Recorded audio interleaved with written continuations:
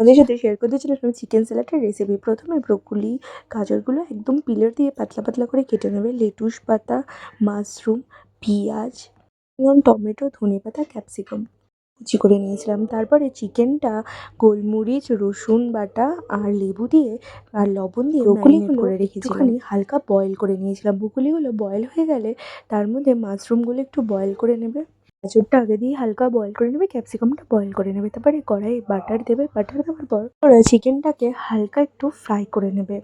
পর বাটার দেবে কড়াইতে, আবার ওই কড়াইতেই রসুন কুচিগুলো দিয়ে দেবে। রসুন কুচিগুলো দেওয়া হলে ব্রোকলিগুলো দেবে, তারপরে মাশরুমগুলো দেবে।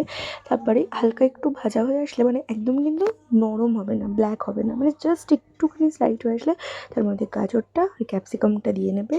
নামানোর কিছুক্ষণ আগে স্প্রিং অনিয়ন আর টমেটো আর পেঁয়াজটা হালকা একটু স্মেলটা চলে যায় দিয়ে নেবে। তারপরে যেই কন্টেনারে খাবে সেই কন্টেনারের মধ্যেই গোলমরিচ, লবণ নিয়ে নেবে। দই দেওয়া হয়ে গেলে তার মধ্যে দিয়ে নেবে, দইটা কিন্তু একটু বেশি পরিমাণে দেবে। তার মধ্যে দিয়ে নেবে তোমরা চাইলে মাস্টার সসও দিতে পারো, আমরা মাস্টার সস ছিল না তাই মাস্টার সসটা অ্যাভয়েড করে গেছি।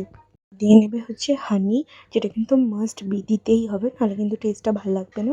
পরে একদম লাস্টে নিয়ে নেবে ধনেপাতা আর লেবুর রস দিয়ে ভালো করে সবটাকে মিলিয়ে নেবে। হয়ে গেল হেলদি চিকেন স্যালাডের রেসিপি।